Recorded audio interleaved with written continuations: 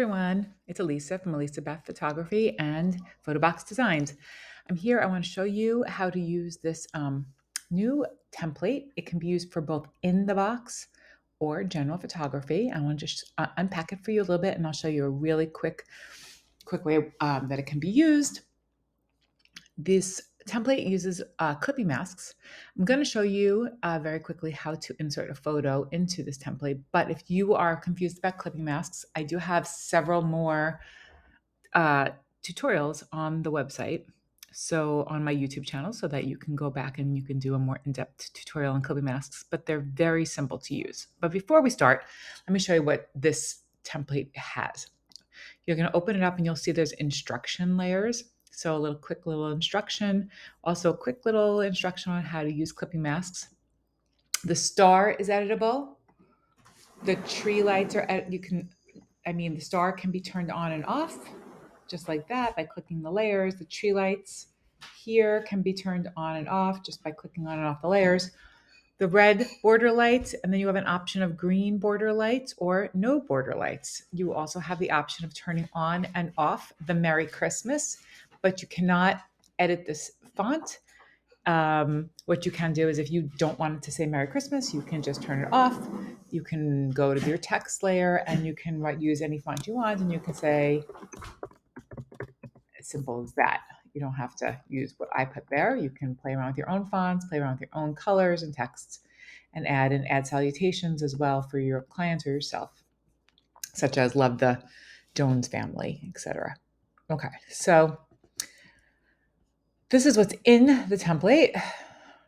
And I'm just going to turn it back on a little bit. And then you'll see here that it says clipping masks. They are in folders, but I'll keep the folders. I keep them open when you first turn on the template.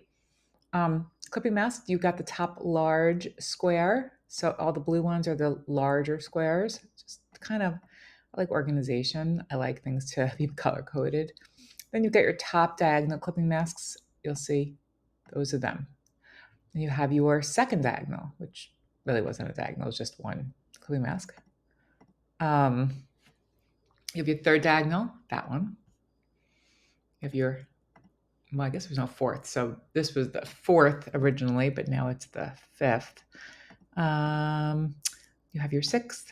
I'm actually gonna, probably by the time you see this, I'll have changed the word, the fourth and fifth, because that's really are. When you open it up, it should reflect this fifth diagonal row here. And then you've got your sixth diagonal row. Somebody was not counting very well making this template. Oops, okay, there we go. And then you have your tree base. You can just remember the base can also really be used as a clipping mask. If you want to, you can clip a picture right to the base. Maybe I'll even just write that in there. So you can choose to leave it black, change it any other color you want, or clip a picture to it, and you've got your white background.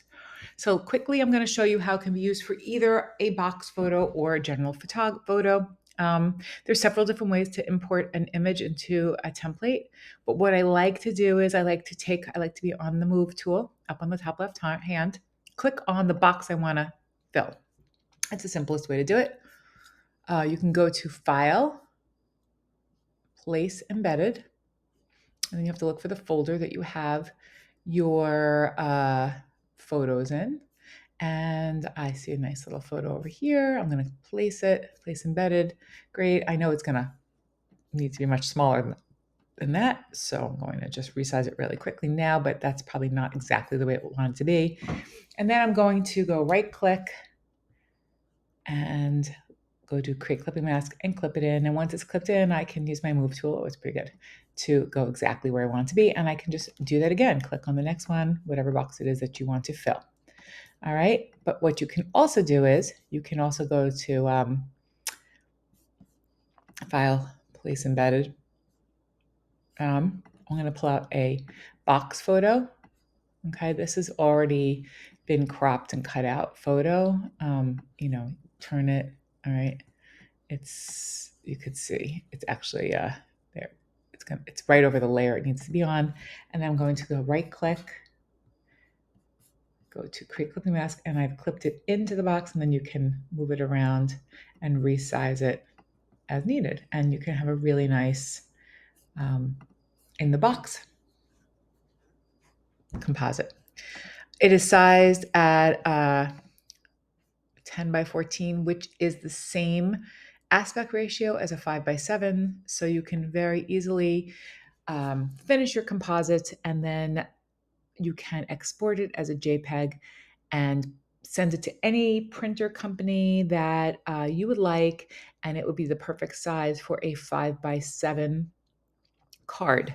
If you find that you need to, let's say, if you need a little more room around the edges, don't forget that these border lights, if you go Command T for the transformation tool, I'm holding down my Shift key, and maybe I needed just a little bit more space around the edge for any kind of possible cropping of the image when they cut the card. You can always change the sizing there too. All right, so this is located at photoboxdesigns.net. And I hope you enjoy the template. Thanks for watching.